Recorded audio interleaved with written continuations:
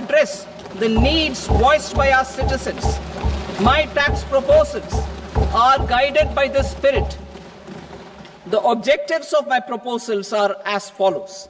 Personal income tax reforms with special focus on middle class. Rationalization of TDS and TCS for easing difficulties.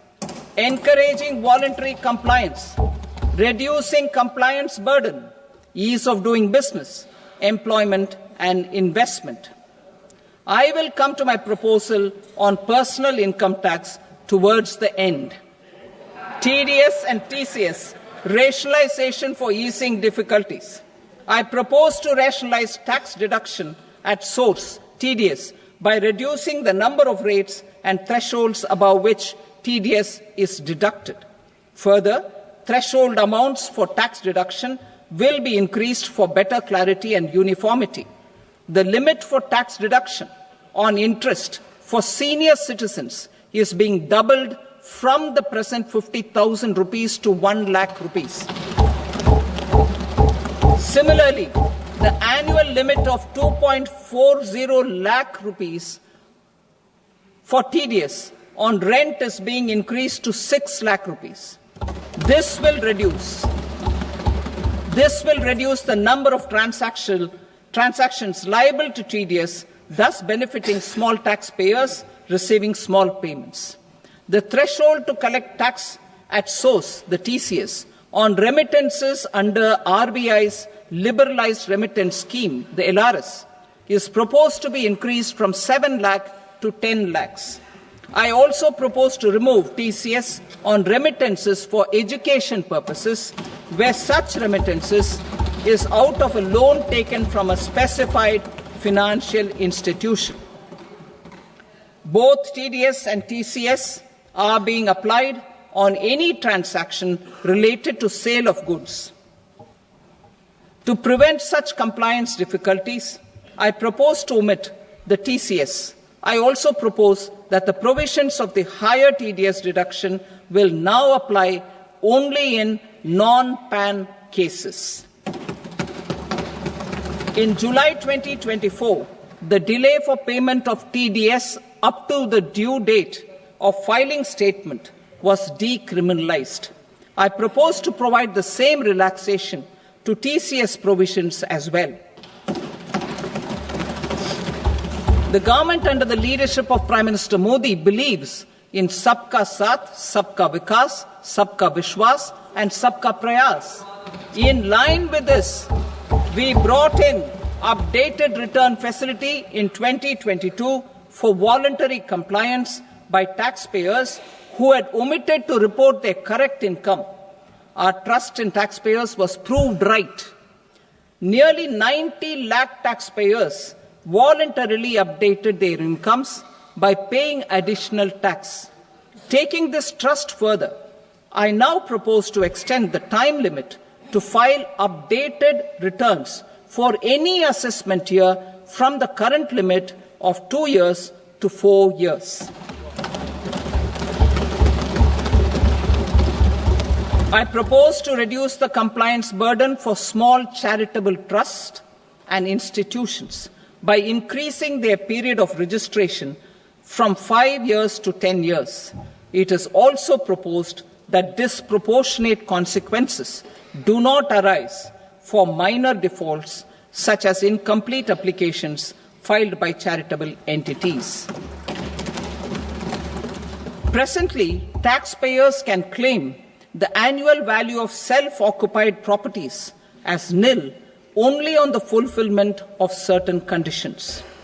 Considering the difficulties faced by taxpayers, it is proposed to allow the benefit of 2 such self-occupied properties without any condition. To streamline the process of transfer pricing and to provide an alternative to yearly examination, I propose to introduce a scheme for determining arm's length price of international transaction for a block period of 3 years. This will be in line with global best practices.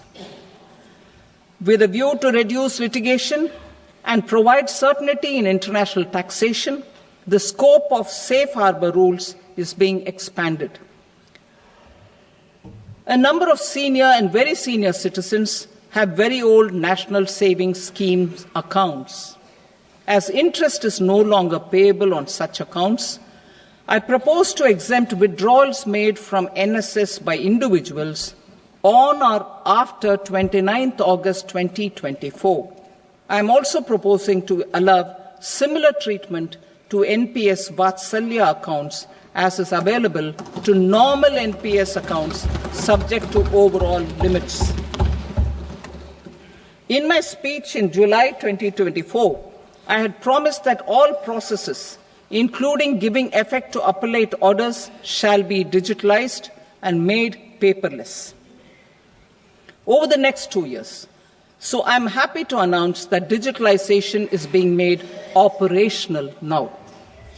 In July 2024, we brought in the Vivad Se Vishwas scheme to resolve income tax disputes pending in appeal. The scheme has received a great response, with nearly 33,000 taxpayers having availed of the scheme to settle their disputes. I have a few proposals to promote investment and employment. It is proposed to provide a presumptive taxation regime for non-residents who provide services to a resident company that is establishing or operating an electronics manufacturing facility. I further propose to introduce a safe harbor for tax certainty for non-residents who store components for supply to specified electronics manufacturing units. Presently, the tonnage tax scheme is available only to sea-going ships. The benefits of existing tonnage tax scheme are proposed to be extended to inland vessels registered under the Indian Vessels Act 2021 to promote inland water transport in the country. Extension for incorporation of startups. We continue to support the Indian startup ecosystem. I propose to extend the period of incorporation by 5 years to allow the benefit available to startups which are incorporated before 1/4/2030. In order to attract and promote additional activities in the IFSC, I am inter alia proposing specific benefits to ship leasing units, insurance offices, and treasury centers of global companies which are set up in IFSC. Further, to claim benefits, the cut-off date for commencement in IFSC has also been extended by 5 years to 31/3/2030. Category 1 and Category 2 AIFs are undertaking investments in infrastructure and other such sectors. I propose to provide certainty of taxation to these entities on the gains from securities, to promote funding from sovereign wealth funds and pension funds to the infrastructure sector. I propose to extend the date of making an investment by 5 more years up to 31st March 2030.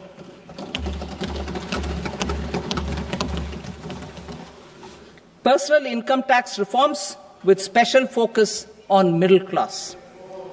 Democracy, demography, and demand are the key support pillars in our journey towards Vikasit Bharat. The middle class provides strength for India's growth. This government, under the leadership of Prime Minister Modi, has always believed in the admirable energy and ability of the middle class in nation building. In recognition of their contribution,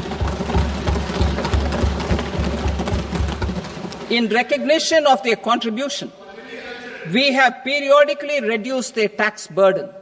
Right after 2014, the nil tax slab was raised to 2.5 lakhs of rupees, which was further raised to 5 lakh rupees in 2019 and to 7 lakh rupees in 2023. This is reflective of our government's trust on the middle class taxpayers. I am now happy to announce that there will be no income tax payable up to income of 12 lakh rupees.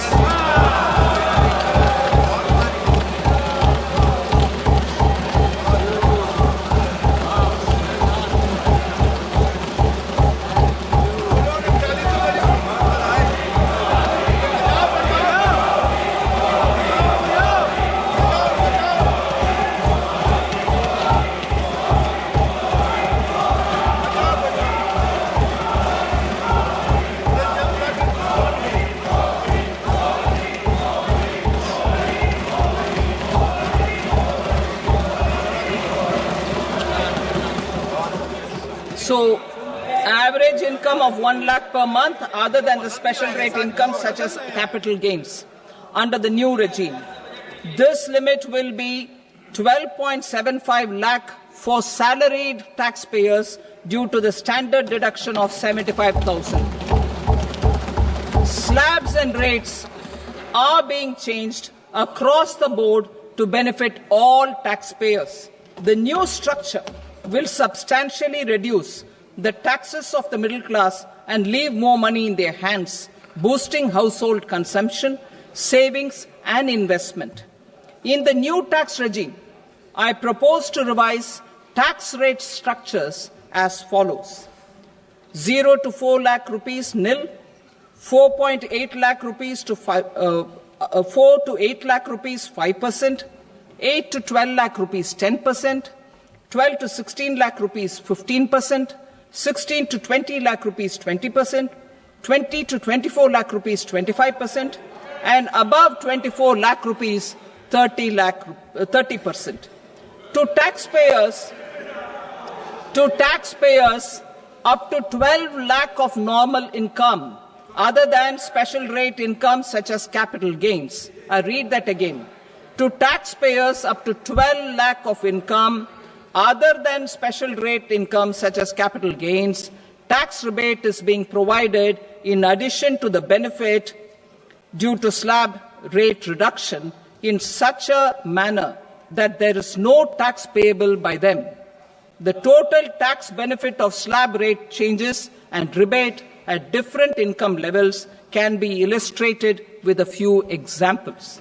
A taxpayer in the new regime with an income of 12 lakh rupees will get a benefit of 80,000 rupees in tax, which is 100% of tax payable as per the existing rates.